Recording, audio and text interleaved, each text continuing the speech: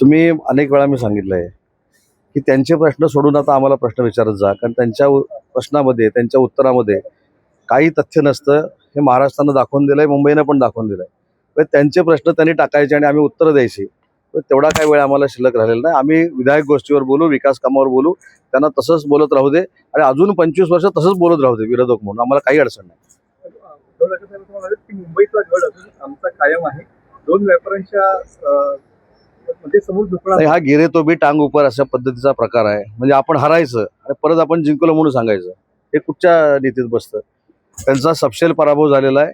आणि मी सुरुवातीपासून सांगितलं होतं की मनसेच्या पाठीमध्ये युबीटी 100% खंजीर खुपसणार, त्यांनी खुपसलेला आहे. त्यांच्या 6 जागा फक्त निवडून आल्यात आणि त्याचा परिणाम कल्याण डोंबिवलीला काय होतोय त्यांनी बघितलेला आहे. ही फक्त सुरुवात आहे. माणसांचे लिलाव होत आहेत. कल्याण डोंबिवली महानगरपालिकेच्या निवडणुकीपासून या ठिकाणी राज ठाकरेंची वक्तव्य केलं पाहायला मिळतं. माणसांचे पण लिलाव होत आहेत. तर ठीक आहे, राजसाहेबांनी कुठच्या संदर्भामध्ये बोलले याची माहिती घेऊ ना आम्ही. चंद्रपूरमधील नगरसेवकांना 1-1 कोटीची ऑफर दिली जाते असं वडेट्टीवार म्हणतात. आरोप केला जातो.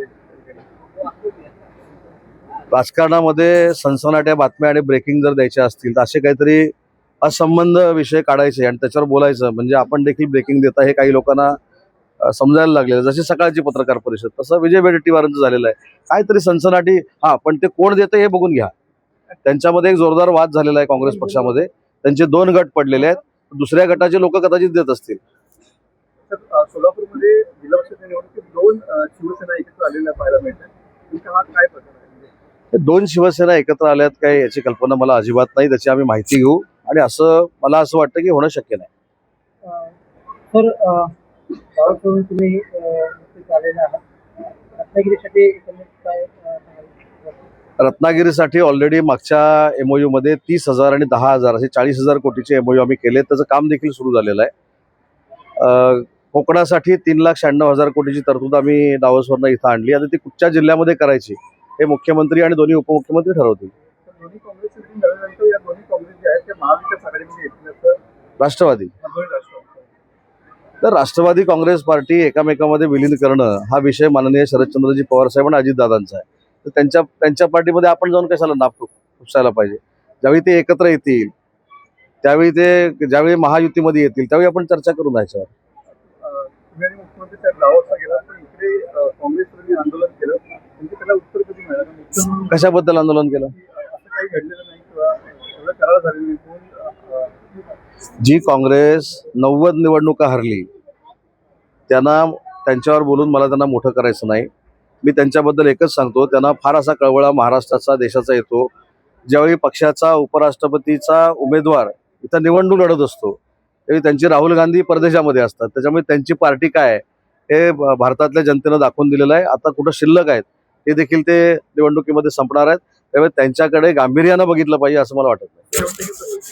मुंबई महानगरपालिकेची नोंदणी अजून शिवसेना आज माननीय मुख्यमंत्री देवेंद्रजी मुंबईमध्ये येतील. त्याच्यानंतर एकनाथजी शिंदे आणि देवेंद्रजींमध्ये चर्चा होईल आणि त्याच्यानंतर पुढच्या सगळ्या महानगरपालिकांचा एक राजकीय आराखडा जो आहे तो ठरेल आणि त्याच्यानंतर घोषणा होतील. आगामी आता जिल्हा परिषद पंचायत निवडणूक आता अवघे काही दिवस राहिले, तर प्रचाराची गणना आणि आपल्या महायुतीच्या सीट असं कसं नियोजन आहे? सिंधुदुर्ग जिल्हा परिषद असू दे, रत्नागिरी जिल्हा परिषद असू दे, रायगड जिल्हा परिषद असू दे, आमचा महायुतीचाच भगवा फडकणार. तर अनेक ठिकाणी आपण बघतो की महायुतीमध्ये बीजेपी स्वतंत्र लढते, खेळ असेल, इनफॅक्ट देवरुखमध्ये पण सुद्धा ती परिस्थिती आहे. नाही, देवरुखमध्ये एका ठिकाणी ते लढतायत. मी आजच आलेलो आहे, त्याचे कशामुळे ते लढतायत काय याची माहिती घेईन. ठीक आहे, जिथं जे लढतील तिथं मैत्रीपूर्ण लढत करू. शिवसेनेत देखील काही ठिकाणी बंडखोरी झालेली पाहायला मिळते. कुठे? नाही, तुम्ही बघा, बंडखोरी जी केलेली आहे ते नव्यानं आलेल्या लोकांनी केलेलं आहे. त्याच्यामुळे ते पक्षाशी किती प्रामाणिक होते हा प्रश्नचिन्हच आहे. पूर्वीपासून एकनाथ शिंदे साहेबांबरोबर असलेल्या कुठच्याही व्यक्तीनं जिल्ह्यामध्ये बंडखोरी केली नाही.